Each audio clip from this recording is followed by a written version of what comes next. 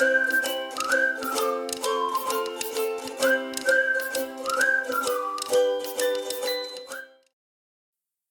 प्यारे बच्चों, एक बार फिर से आप सभी का स्वागत है गुरुकुल परिसर यूट्यूब चैनल पे। बच्चों, ये हमारी 4th क्लास है, चैप्टर नंबर 6 केमिकल रिएक्शंस की। लास्ट क्लास के अंदर हमने स्टडी किया था ऑक्सीडाइजिंग एजेंट, रिड्यूसिंग एजेंट को, ऑक्सीडेशन रिडक्शन को। देन हमने रिएक्टिविटी सीरीज को स्टडी किया था, उसके फीचर्स को हमने पढ़ा था। आई होप वो टॉपिक्स आपको अच्छे से क्लियर हो गए हैं। नाउ अब हम आगे मूव करते हैं नेक्स्ट टॉपिक पे। नेक्स्ट टॉपिक हमारा आता है फॉर्मेशन ऑफ ऑक्साइड्स, कैसे ऑक्साइड्स का फॉर्मेशन होता है। बट सबसे पहले आपको मालूम होना चाहिए ऑक्साइड होती क्या है। देखो बच्चों, जब कभी भी ऑक्सीजन कंबाइन होती है किसी भी मेटल या नॉन मेटल के साथ में, तो क्या फॉर्म हो जाता है, उस पर्टिकुलर मेटल या नॉन मेटल की ऑक्साइड फॉर्म हो जाती है।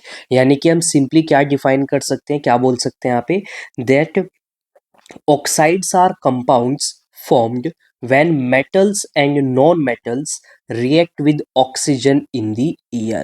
So oxides हमारे वो compounds होते हैं जो कब बनते हैं, जब कोई metal या non-metal ऑक्सीजन के साथ में रिएक्ट करता है एयर के अंदर, तो तब हमारी ऑक्साइड का फॉर्मेशन होता है।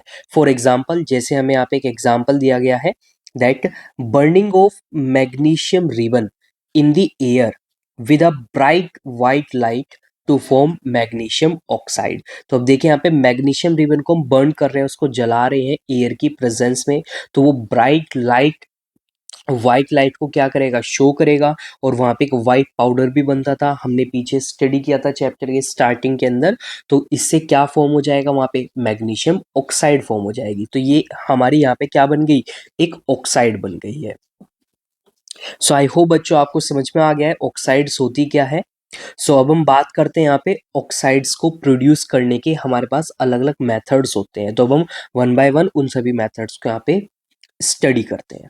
तो सबसे पहला मेथड आता है direct combination of metals and non metals with oxygen.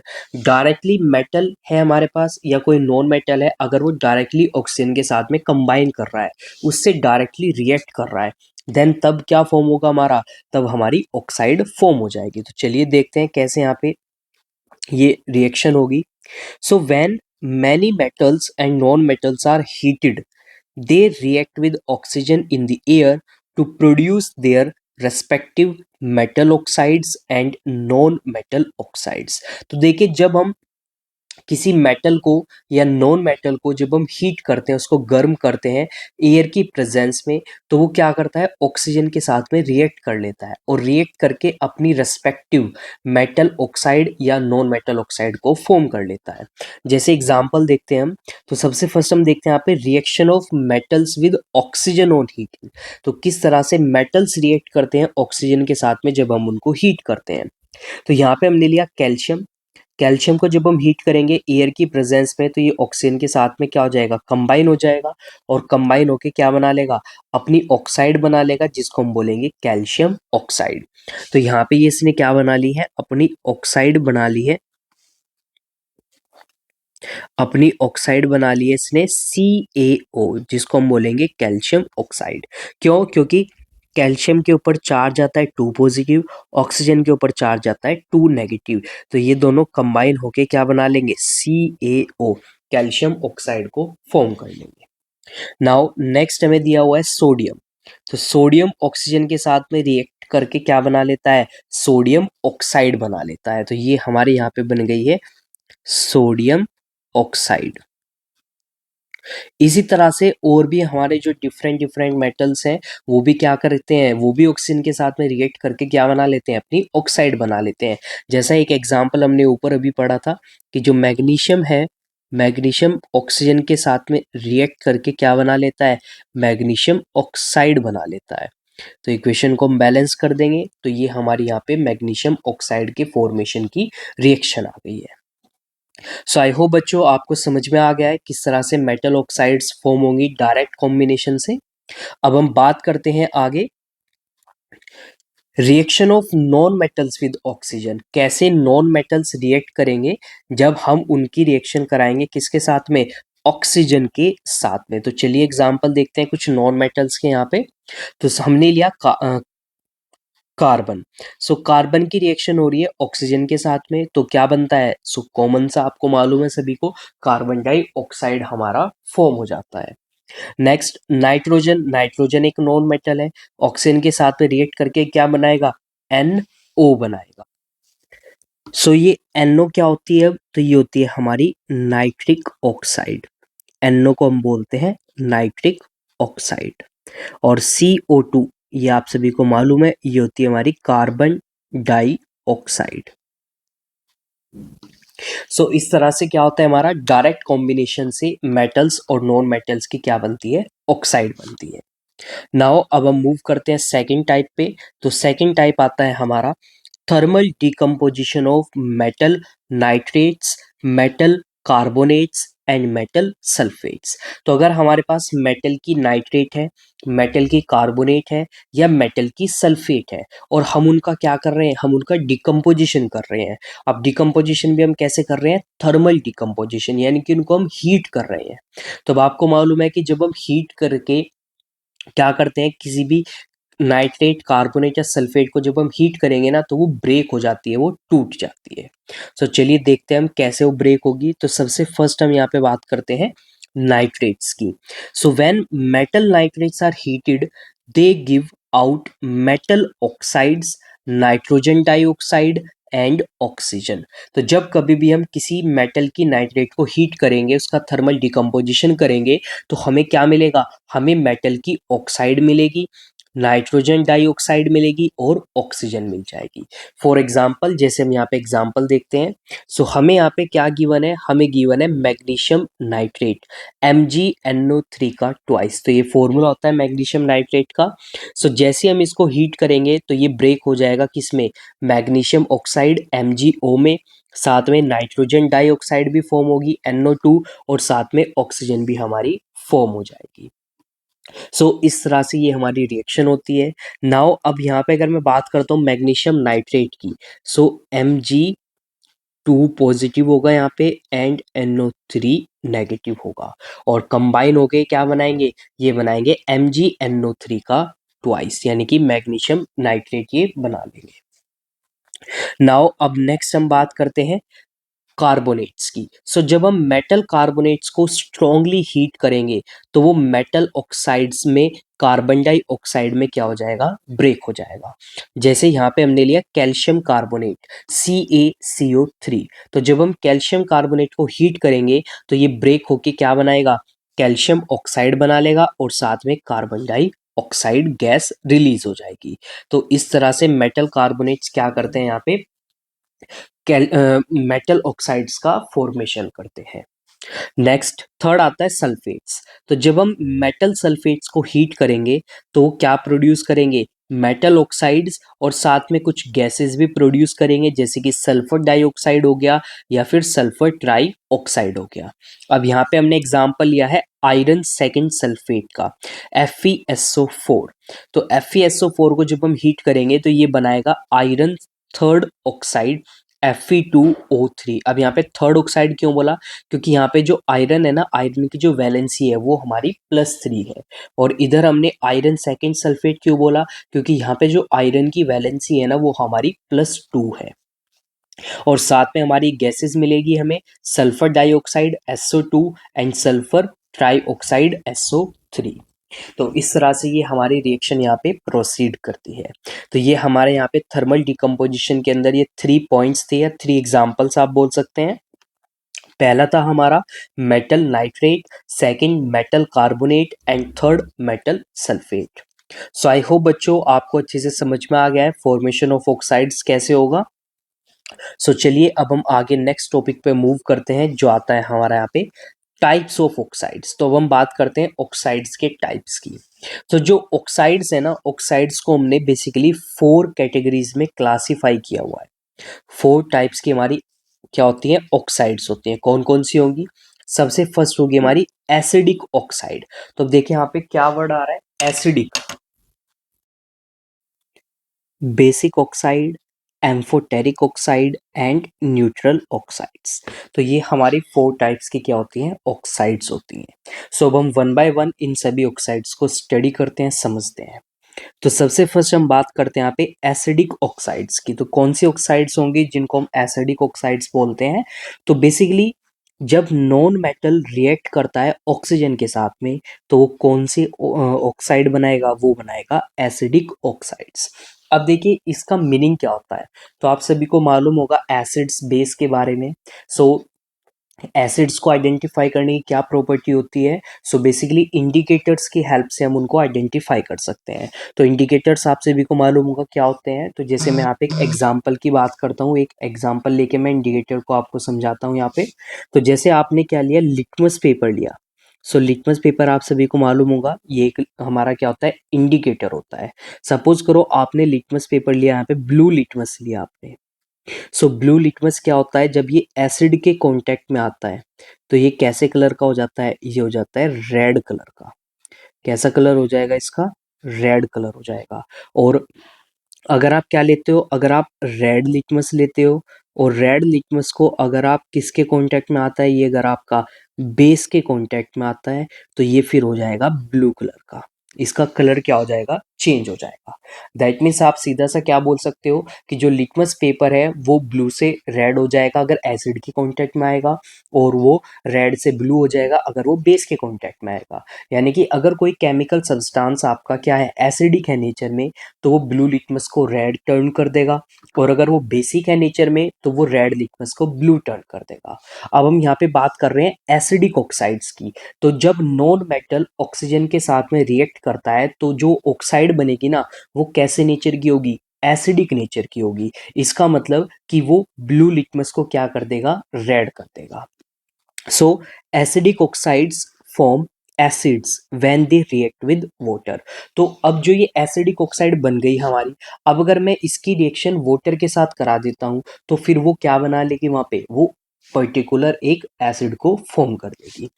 और ये ऑक्साइड्स क्या कर सकते हैं? टर्न कर सकते हैं मॉइस्ट ब्लू लिटमस को किसमें? रेड के अंदर। नाउ अब एग्जांपल देखते हैं हम यहाँ पे। तो जैसे यहाँ पे लिया मैंने सल्फर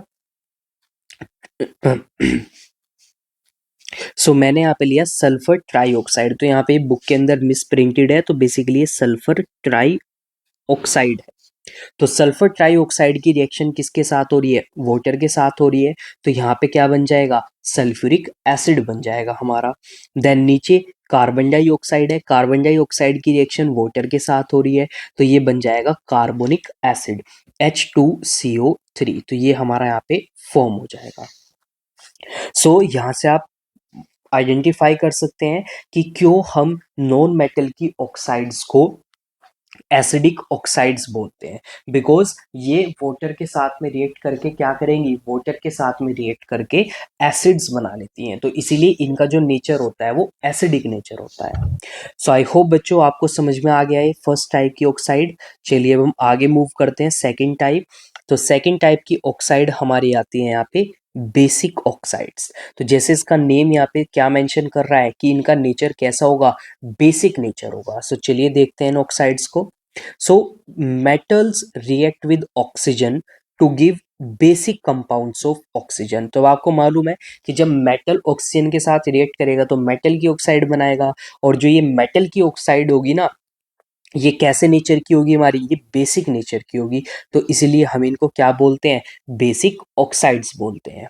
नेक्स्ट, जो ये बेसिक ऑक्साइड्स होंगी ना, ये यूजुअली इनसोल्यूबल होती हैं वाटर के अंदर, यानी कि ये वाटर में मिक्स नहीं होती है आसानी से मोस्टली। बट कुछ बेसिक ऑक्साइड्स क्या होती हैं? सोल्यूबल होती हैं वाटर के अंदर। तो वो क्या बना लेती हैं? वो बना लेती हैं एल्कलीज। तो एल्कली आपको मालूम होगा। सो बेसिकली एल्कली का मतलब होता है वाटर सोल्यूबल बेस, यानी कि वो बेस जो पानी में क्या हो जाते हैं? डिसॉल्व हो जाते हैं, मिक्स हो जाते हैं। अब एग्जाम्पल देखते हैं हम यहाँ पे। सो एग्जाम्पल हमें यहाँ पे गिवन है Na2O, सोडियम ऑक्साइड। तो सोडियम ऑक्साइड को जब मैं वाटर के साथ में रिएक्शन कराऊंगा तो बन जाएगा सोडियम हाइड्रोक्साइड NaOH। और सोडियम हाइड्रोक्साइड क्या है हमारा? ये एक बेस होता है। साथ साथ इसको हम एल्कली भी बोलते हैं। अब एल्कली क्यों बोलते हैं? क्योंकि ये वाटर में सोल्यूबल होता है हमारा।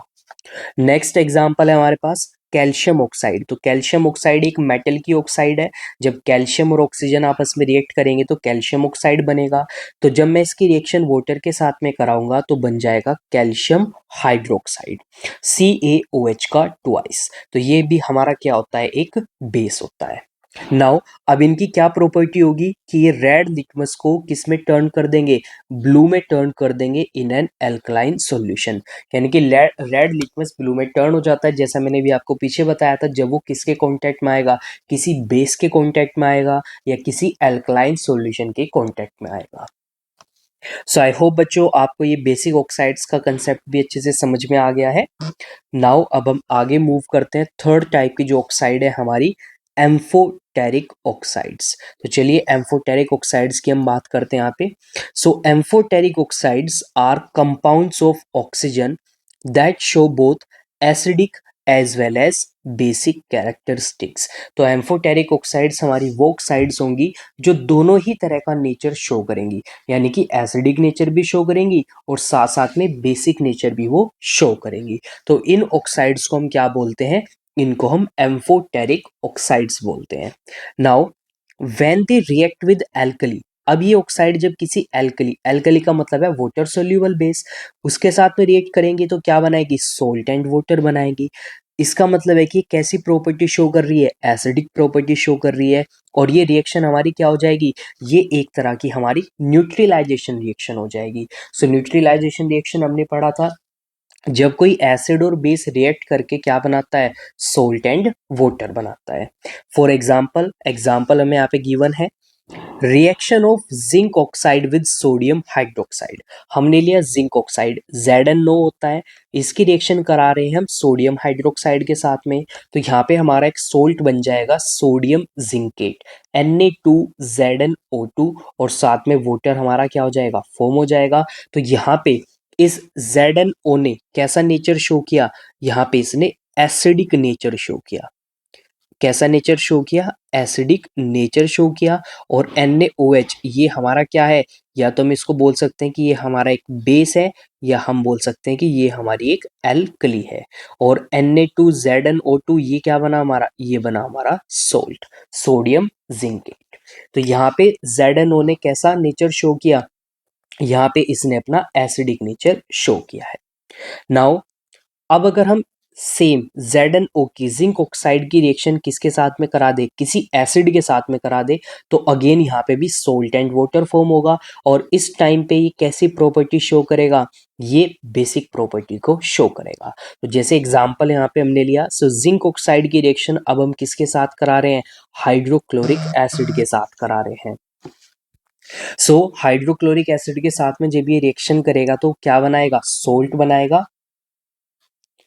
कौन सा सोल्ट बनेगा, जिंक क्लोराइड, और साथ में बनेगा यहाँ पे वाटर। तो यहाँ पे कौन सा नेचर शो किया अब इसने, तो अब इसने नेचर शो किया है अपना बेसिक नेचर। तो यहाँ पे ZnO किसकी तरह बिहेव कर रहा है, एक बेस की तरह बिहेव कर रहा है। HCl हमारा क्या हो गया, एक एसिड हो गया। और ZnCl2 ये हमारा क्या बना, यहाँ पे एक सोल्ट बना। तो अब आपको मेन पॉइंट क्या है, आपको यहाँ पे क्या याद रखना है, सो मेन पॉइंट है आपका यहाँ पे कि एम्फोटेरिक ऑक्साइड्स वो ऑक्साइड्स होती हैं जो acidic as well as basic दोनों नेचर शो करती हैं। अगर वो किसी बेस के साथ में रिएक्शन करेंगी तो एसिड की तरह बिहेव करेंगी, अगर किसी एसिड के साथ में रिएक्शन करेंगी तो फिर वो बेस की तरह बिहेव करती है। सो आई होप बच्चों आपको अच्छे से समझ में आ गया है यहाँ पे कंसेप्ट एम्फोटेरिक ऑक्साइड्स का। नाउ अब हम आगे मूव करते हैं, फोर्थ एंड लास्ट टाइप है जो हमारा ऑक्साइड्स का, वो है हमारा न्यूट्रल ऑक्साइड्स। सो अब न्यूट्रल ऑक्साइड का मतलब क्या होता है, तो देखिए न्यूट्रल टर्म आपको याद रखना है। न्यूट्रल का मीनिंग होता है यहाँ पे कि ना तो वो बेसिक होगा और ना ही वो एसिडिक होगा, यानी कि किसी भी तरह की कोई प्रॉपर्टी शो नहीं करेगा। सो चलिए देखते हैं हम आगे यहाँ पे। So some compounds react with oxygen to form oxides which neither show basic nor acidic properties. तो कुछ कंपाउंड्स हमारे ऐसे होते हैं जो ऑक्सीजन के साथ में रिएक्ट कर लेते हैं और ऑक्साइड्स बनाते हैं। अब जो वो ऑक्साइड्स है ना तो वो बेसिक नेचर शो करेगी और ना ही वो एसिडिक नेचर शो करेगी। तो इन कंपाउंड्स को हम क्या बोलते हैं, इनको हम बोलते हैं neutral oxides. Now neutral oxides do not form salts while reacting with acids or base। तो अब अगर हम इन न्यूट्रल ऑक्साइड की रिएक्शन किसके साथ में कराएंगे, एसिड या बेस के साथ में कराएंगे, तो ये सोल्ट और वाटर फॉर्म नहीं करेंगी। नाउ एग्जांपल्स की बात करते हैं। सो न्यूट्रल ऑक्साइड्स के एग्जांपल्स हैं हमारे यहाँ पे, जैसे नाइट्रिक ऑक्साइड हो गया NO, नाइट्रस ऑक्साइड हो गया N2O, कार्बन मोनोऑक्साइड हो गया, वाटर हो गया। तो ये सारे हमारे क्या होते हैं, ये सारे हमारे एग्जाम्पल्स हैं न्यूट्रल ऑक्साइड्स के। Next thing, they do not change the colour of the litmus. ये लिटमस का कलर भी चेंज नहीं करेंगे, यानी कि अगर हम इनको रेड लिटमस के साथ रिएक्ट करा रहे हैं या रेड लिटमस को हम इनके कांटेक्ट में लेके आ रहे हैं तो कोई कलर में चेंज नहीं होगा, ब्लू लिटमस को लेके आ रहे हैं इनके कांटेक्ट में तो तब भी कोई कलर चेंज नहीं होगा। तो इसीलिए हम इनको क्या बोलते हैं, हम इनको न्यूट्रल ऑक्साइड्स बोलते हैं। नाउ अब आगे आपको एक फ्लो चार्ट दिया हुआ है ऑक्साइड्स का। तो 4 टाइप्स की हमारी ऑक्साइड होती हैं, acidic oxide, basic oxide, amphoteric oxides and neutral oxides. तो आई होप बच्चों आपको अच्छे से क्लियर हो गया है, समझ में आ गया है यहाँ पे कंसेप्ट। तो यहाँ पे हमारा चैप्टर कंप्लीट हो गया है, ये लास्ट टॉपिक था हमारा। आफ्टर दैट यहाँ पे आपकी आती है एक्सरसाइज। तो चलिए एक्सरसाइज पे मूव करते हैं। सो एक्सरसाइज के अंदर सबसे फर्स्ट आपके आते हैं यहाँ पे objective type questions, and objective type में सबसे पहला आता है यहाँ पे आपका choose the correct option. So MCQs आते हैं। सो चलिए एमसीक्यूज को देखते हैं वन बाय वन हम। तो सबसे फर्स्ट एमसीक्यू है आपका यहाँ पे, which one of these is a characteristic of a chemical reaction. तो आपको यहाँ पे बताना है कि कौन सा कैरेक्टरिस्टिक होगा एक केमिकल रिएक्शन का। तो सबसे फर्स्ट आता है इवोल्यूशन ऑफ गैस। तो हमने पढ़ा है कि केमिकल रिएक्शन में गैस का इवोल्यूशन होता है। सेकंड है change in colour, so colour में भी चेंज होता है। थर्ड है चेंज ऑफ स्टेट, स्टेट में भी चेंज देखने को मिलता है। सो इसका मतलब हमारा कौन सा ऑप्शन करेक्ट हो गया, D option, that means all of these. तो ये तीनों ऑप्शन ए बी एंड सी तीनों ही कैरेक्टरिस्टिक है हमारे केमिकल रिएक्शन के, तो इसलिए हम यहाँ पे ऑप्शन डी को मार्क करेंगे। नाउ सेकंड क्वेश्चन आता है हमारा, order of reactivity of the metals के Na Cu एंड Ag। तो आपको सबसे पहले मालूम होना चाहिए कौन से एलिमेंट्स हैं हमारे, कौन से मेटल्स हैं। तो के किसको रिप्रेजेंट करता है, हमारा पोटेशियम को, Na होता है सोडियम के लिए। सो यहाँ पे मैं मेंशन कर रहा हूँ इनको। सो के होता है हमारा पोटेशियम। तो ये आपको याद होने चाहिए सिंबल्स सभी मेटल्स के। Na होता है हमारा सोडियम, देन Cu होता है हमारा copper, and then Ag। So Ag होता है हमारा सिल्वर। तो ये इनके सिंबल्स हैं। अब आपको कैसे मालूम चलेगा इनकी रिएक्टिविटी का ऑर्डर, तो देखिए सबसे फर्स्ट रिएक्टिविटी सीरीज में सबसे टॉप पे कौन था, सबसे टॉप पे था हमारा पोटेशियम, और सबसे नीचे क्या था हमारा, वहां पे था गोल्ड। नाउ गोल्ड से थोड़ा ऊपर आएंगे आप तो वहां पे आपको क्या मिलेगा, सिल्वर मिलेगा। यानी कि इस सीरीज के अंदर सबसे ज्यादा रिएक्टिव तो क्या है हमारा, पोटेशियम है, और सबसे कम रिएक्टिव क्या है हमारा, ये है सिल्वर। तो यानी कि सबसे फर्स्ट नंबर पे क्या आएगा, फर्स्ट नंबर पे हमारा यहाँ पे पोटेशियम आएगा, बिकॉज जो हमें ऑप्शंस के अंदर साइन दिए हुए ना वो डिक्रीजिंग ऑर्डर में हमें दिया हुआ है। तो यानी कि हमारा कौन सा ऑप्शन करेक्ट हो जाएगा यहाँ पे, ये हो जाएगा सी ऑप्शन। तो पोटेशियम सबसे क्या होगा, सबसे ज्यादा रिएक्टिव, उससे कम रिएक्टिव सोडियम, सोडियम से कम रिएक्टिव कॉपर, और कॉपर से कम रिएक्टिव हमारा सिल्वर हो जाएगा। सो ये हमारा ऑप्शन हो जाएगा सी करेक्ट। नाउ आगे मूव करते हैं हम, which one of these reactions show the formation of precipitate. तो हमें यहाँ पे कुछ रिएक्शंस गिवन है। अब इन रिएक्शंस में से हमें आइडेंटिफाई करना है कि कौन सी रिएक्शन में प्रेसिपिटेट का फॉर्मेशन हो रहा है। तो अब देखिए सबसे फर्स्ट ऑप्शन में जिंक सल्फ्यूरिक एसिड के साथ में रिएक्ट कर रहा है। तो ये हमारी किसका एग्जाम्पल है, डिस्प्लेसमेंट रिएक्शन का एग्जाम्पल है। तो ये जो सी ऑप्शन है, ये ए ऑप्शन जो है ना हमारा, ये एग्जाम्पल किसका है, डिस्प्लेसमेंट रिएक्शन का एग्जाम्पल है।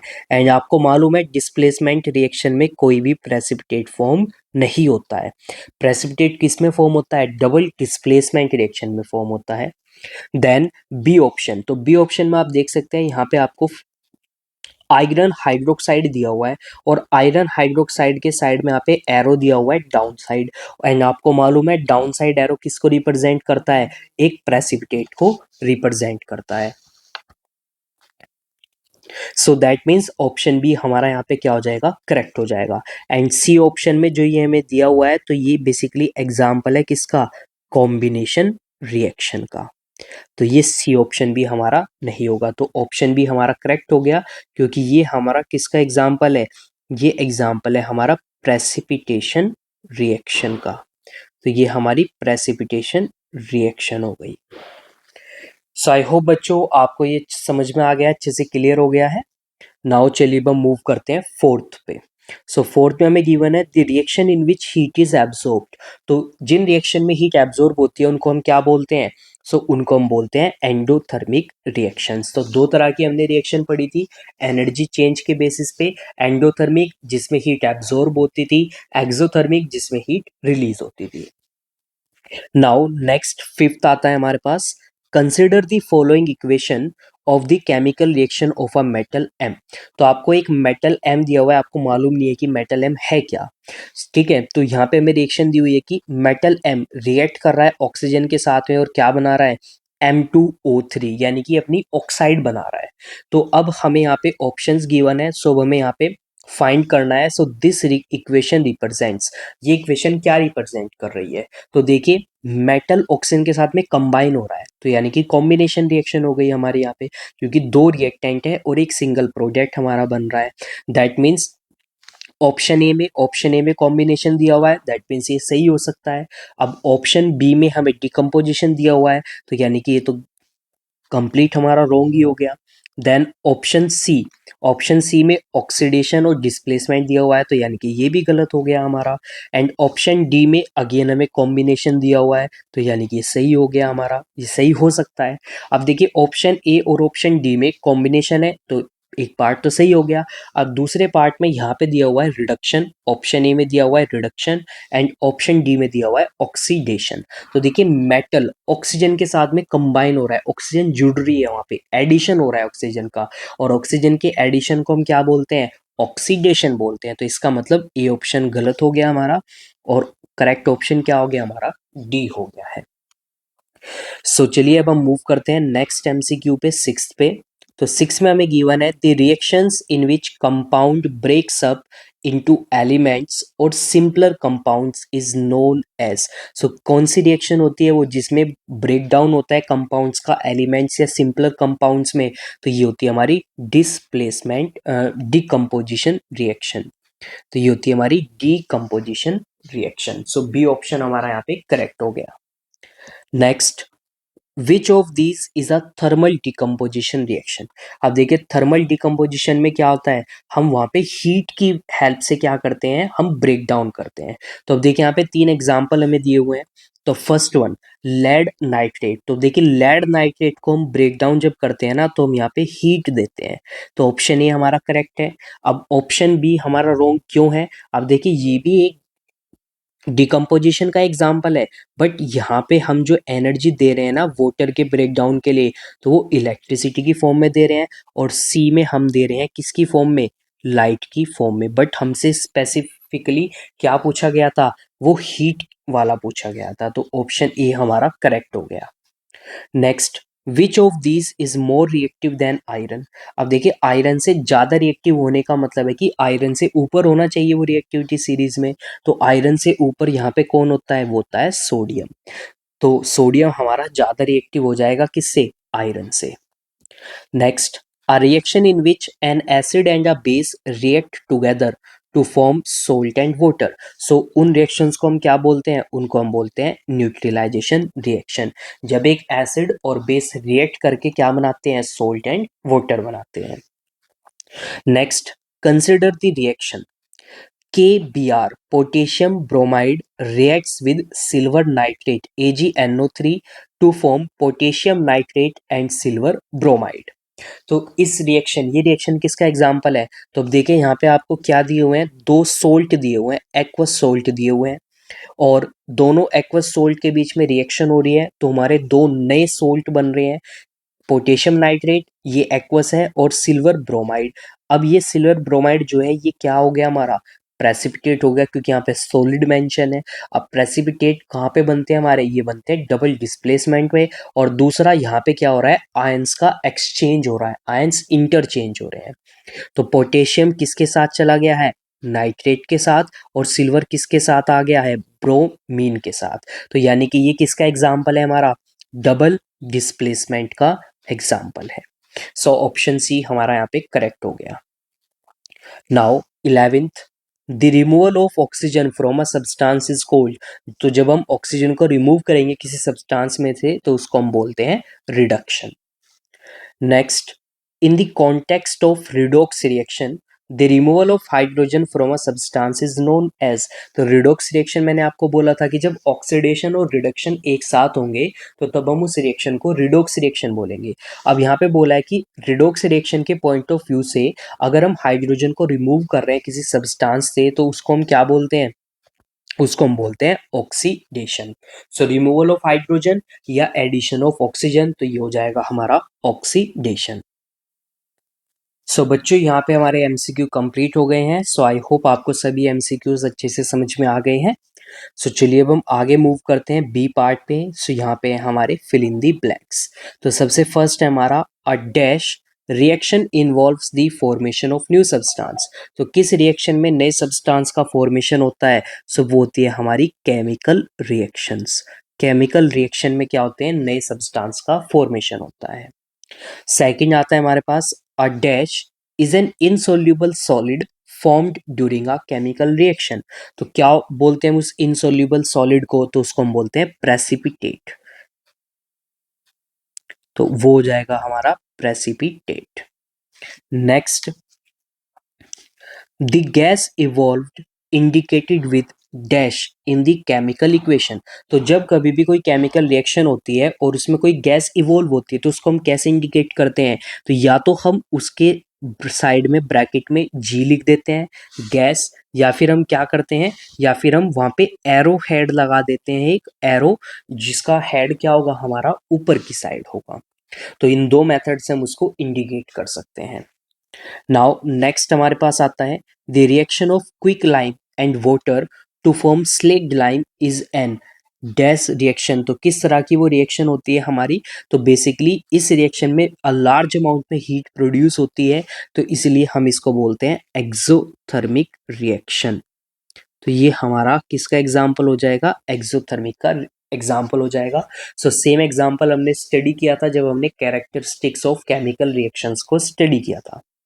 नाउ फिफ्थ आता है हमारा formation of water by the reaction of hydrogen and oxygen is a dash reaction. तो देखिए इस रिएक्शन को हम बोलते हैं कॉम्बिनेशन, बिकॉज यहाँ पे हाइड्रोजन एंड ऑक्सीजन कंबाइन करके क्या बनाएगा, हमारा वाटर बनाएगा। नेक्स्ट सिक्स्थ आता है हमारा dash oxides neither show basic और acidic properties.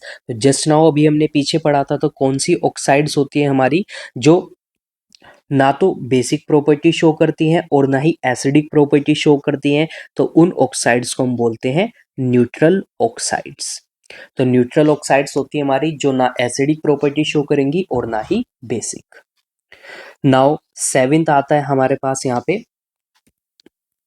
Carbon monoxide is a dash oxide. तो कार्बन मोनोऑक्साइड किस तरह की ऑक्साइड है हमारी, तो ये होती है हमारी न्यूट्रल ऑक्साइड, बिकॉज ना तो ये हमारी एसिडिक प्रॉपर्टी शो करेगी और ना ही बेसिक प्रॉपर्टी। नाउ नेक्स्ट आता है हमारा when a decomposition reaction take place on the absorption of light such reaction is known as. तो जब डिकम्पोजिशन रिएक्शन में एनर्जी कैसे देंगे, हम लाइट की फॉर्म में देंगे, तो उन रिएक्शन को हम क्या बोलते हैं, उनको हम बोलते हैं फोटोकेमिकल रिएक्शन, क्योंकि यहाँ पे लाइट की हेल्प से क्या हो रहा है, ब्रेक डाउन हो रहा है। सो आई होप बच्चों आपको फिलअप्स अच्छे से समझ में आ गए हैं, क्लियर हो गए हैं। नाउ अब हम आगे मूव करते हैं ट्रू फॉल्स पे। तो सी पार्ट में हमारा true false. So true and false हमें बताना है कौन सी स्टेटमेंट हमारी ट्रू होगी और कौन सी स्टेटमेंट फॉल्स होगी।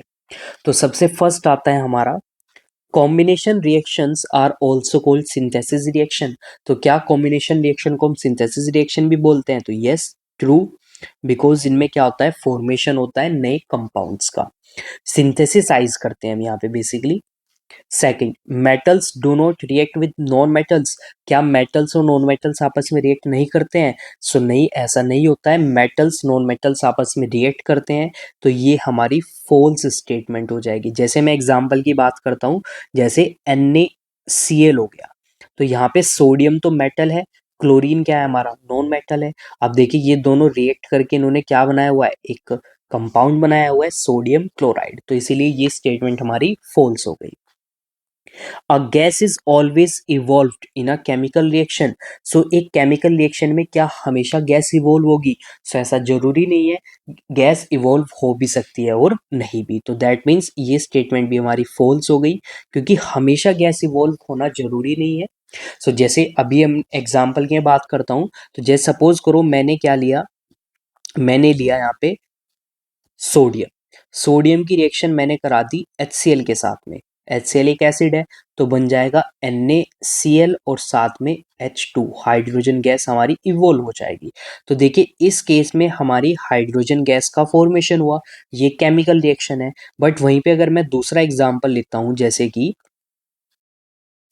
जैसे मैंने यहाँ पे रिएक्शन कराई अब की बार HCl और NaOH की, तो हाइड्रोक्लोरिक एसिड और सोडियम हाइड्रोक्साइड आपस में रिएक्शन कर रहे हैं, तो बनेगा हमारा सोडियम क्लोराइड और साथ में वाटर फॉर्म हो जाएगा। तो ये हमारी न्यूट्रलाइजेशन रिएक्शन है। तो अब देखिए इस रिएक्शन में कोई गैस इवॉल्व नहीं हो रही है।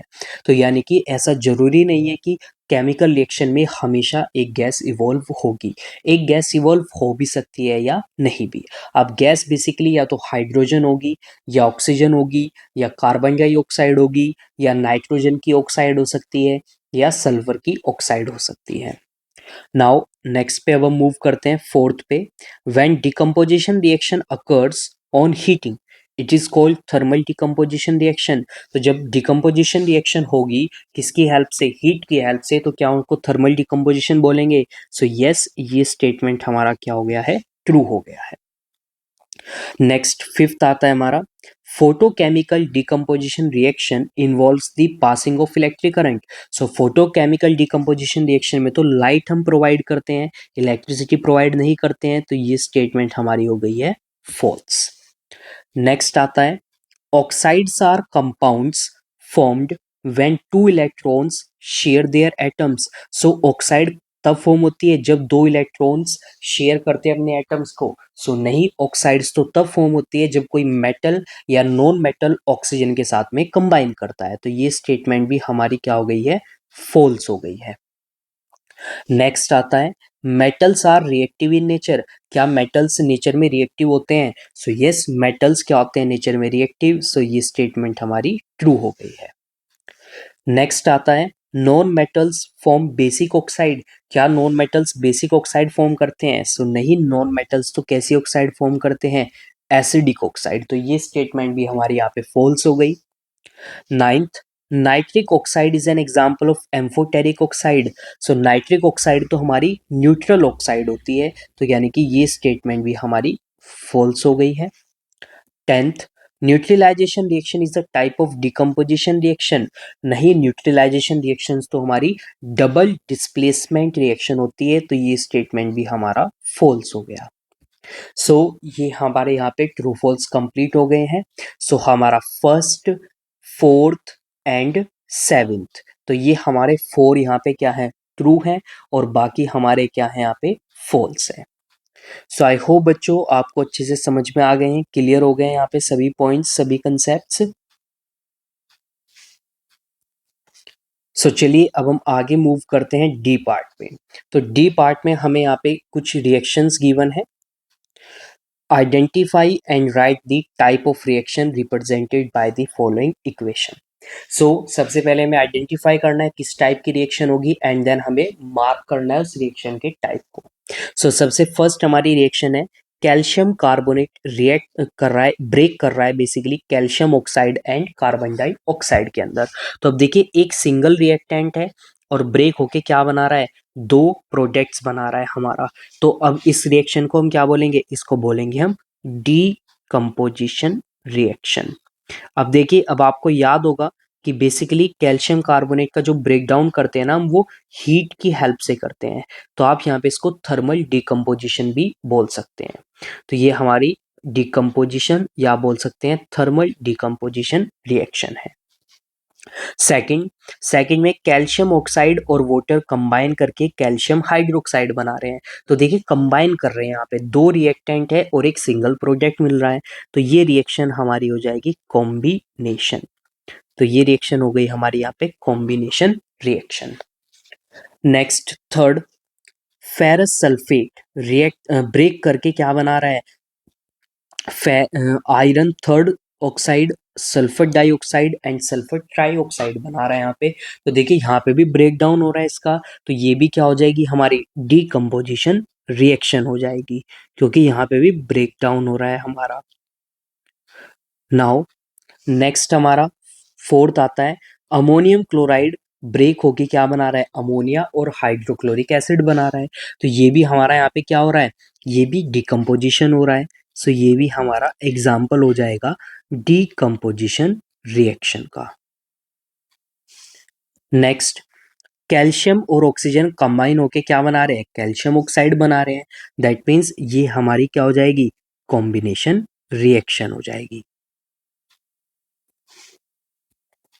सो आई होप बच्चों आपको समझ में आ गया है डी पार्ट किस तरह से हमें सॉल्व करना है। सो नाउ आफ्टर दैट हमारे पास नेक्स्ट जो टॉपिक आता है ये है हमारे सब्जेक्टिव टाइप क्वेश्चंस। तो आगे हमें सब्जेक्टिव टाइप क्वेश्चंस यहाँ पे गिवन है और सबसे फर्स्ट यहाँ पे है answer the following questions in short. So बच्चों मैंने इन सभी क्वेश्चंस के जो आंसर्स हैं वो मैंने डिस्क्रिप्शन में दिए हुए हैं, सो आप वहाँ से उनको नोट डाउन कर सकते हैं। अगर आपको किसी भी क्वेश्चन में कोई क्वेरी कोई डाउट आता है देन आप कमेंट सेक्शन में मुझसे पूछ सकते हैं। सो सब्जेक्टिव क्वेश्चंस में शॉर्ट क्वेश्चंस, लॉन्ग क्वेश्चंस, ये सभी मैंने वहाँ पे आपको रिएक्शन में डिस्क्रिप्शन बॉक्स में नीचे दिए हुए हैं। नाउ अब हम आगे मूव करते हैं picture based question. So picture based question में आपको यहाँ पे दो टेस्ट ट्यूब्स गिवन है। सो आपको इन टेस्ट ट्यूब्स को ऑब्जर्व करना है, उनको पढ़ना है, समझना है एंड देन आपको कुछ क्वेश्चंस पूछे गए हैं, उन क्वेश्चंस के आपको आंसर देने हैं। सो पिक्चर बेस्ड क्वेश्चन में look at the given pictures and answer the questions that follow। so अब देखिए इन पिक्चर्स के अंदर यहाँ पे आपको क्या गिवन है। पहली टेस्ट ट्यूब में आपको गिवन है, टेस्ट ट्यूब के अंदर आपने सॉल्यूशन लिया हुआ है कॉपर सल्फेट का। कॉपर सल्फेट का फॉर्मूला क्या होता है, CuSO4। और इस टेस्ट ट्यूब के अंदर आपने क्या डाली हुई है, एक आयरन नेल। आयरन नेल है यानी कि Fe। एंड आप सभी को मालूम है कि जो आयरन होता है वो ज्यादा रिएक्टिव होता है किससे, कॉपर सल्फेट से। तो यहाँ पे जो रिएक्शन होगी ना हमारी, ये कौन सी रिएक्शन होगी, डिस्प्लेसमेंट रिएक्शन होगी और बन जाएगा FeSO4 एक्वस और साथ में कॉपर सॉलिड फॉर्म हो जाएगा। और साथ साथ में कलर भी चेंज हो रहा है बिकॉज आपको मालूम है कॉपर सल्फेट का कलर कैसा होता है, ब्लू कलर होता है। और रिएक्शन होने के बाद सेकंड टेस्ट ट्यूब में आप देख सकते हैं कलर कैसा हो गया, ग्रीन हो गया। क्यों, क्योंकि यहाँ पे आयरन सल्फेट का फॉर्मेशन हो गया है। सो चलिए अब हम क्वेश्चंस पे मूव करते हैं। तो सबसे फर्स्ट हमें यहाँ पे क्वेश्चन गिवन है, which type of reaction is involve in the given picture. So कौन से टाइप की रिएक्शन है हमारी, तो ये है हमारी डिस्प्लेसमेंट रिएक्शन। तो आप यहाँ पे मेंशन कर देंगे कि ये हमारी डिस्प्लेसमेंट रिएक्शन है। नाउ सेकंड आता है, why does copper sulphate solution turn green. So simply क्यों टर्न ग्रीन हो गया ये हमारा, because of the formation of, so यहाँ पे मैं मेंशन कर रहा हूँ सेकंड पार्ट का answer, because of the formation of iron sulphate. Iron sulphate के फॉर्मेशन की वजह से, साथ में आप इसका फॉर्मूला भी लिख सकते हैं FeSO4, जो सॉल्यूशन है वो हमारा क्या हो गया है, ग्रीन हो गया है। नाउ थर्ड क्वेश्चन में right the balanced chemical equation reaction for the given reaction. तो अब हमें एक बैलेंस केमिकल रिएक्शन यहाँ पे मेंशन करनी है। सो ये मैं ऑलरेडी यहाँ पे आपको मेंशन कर चुका हूँ, तो ये आपकी रिएक्शन हो जाएगी, यहाँ पे ये आंसर हो जाएगा थर्ड का। नाउ फोर्थ आता है हमारा what are the products formed in the given reaction. तो इस गिवन रिएक्शन में क्या क्या प्रोडक्ट फॉर्म हुए हैं हमारे, तो इसमें फॉर्म हुआ है हमारा आयरन सल्फेट, आयरन सल्फेट, तो इसका फॉर्मूला आप मेंशन करेंगे FeSO4 और साथ में कॉपर Cu। तो ये दो प्रोडक्ट हमारे यहाँ पे फॉर्म हो गए हैं। सो ये हमारे यहाँ पे आंसर हो गए हैं 4 पार्ट्स के। सो आई होप बच्चों आपको अच्छे से क्लियर हो गया है, समझ में आ गया है ये। नाउ अब जो हमारे एप्लीकेशन बेस्ड क्वेश्चंस हैं उनके सॉल्यूशंस भी मैं आपको डिस्क्रिप्शन बॉक्स में प्रोवाइड किए हुए हैं। सो आप वहाँ से उनको भी समझ सकते हैं, कॉपी कर सकते हैं अपने नोटबुक में। अगर आपको किसी भी क्वेश्चन में कोई भी डाउट या क्वेरी है देन आप कमेंट सेक्शन में मुझसे पूछ सकते हैं। सो बच्चों आफ्टर दैट यहाँ पे हमारी नेक्स्ट वर्कशीट आती है। सो वर्कशीट के भी मैंने सॉल्यूशंस आपको दिए हुए हैं कहाँ पे, डिस्क्रिप्शन बॉक्स के अंदर, तो वहाँ से आप इनको भी कॉपी कर सकते हैं। सो बच्चों आज की क्लास को हम यहीं पे फिनिश करते हैं, हमारा चैप्टर भी फिनिश हो गया है यहीं पे। सो आई होप आप सभी को अच्छे से क्लियर हो गए हैं सभी टॉपिक्स पॉइंट्स जो भी हमने डिस्कस किए हैं इस क्लास के अंदर। सो बच्चों अगर आपको क्लास अच्छी लगी सो प्लीज़ क्लास को शेयर कीजिए, लाइक कीजिए, कमेंट कीजिए एंड चैनल को सब्सक्राइब कीजिए। एंड बच्चों अब हम मिलते हैं नेक्स्ट क्लास में एक न्यू चैप्टर के साथ में। सो थैंक यू बच्चों फॉर ज्वाइनिंग दिस क्लास।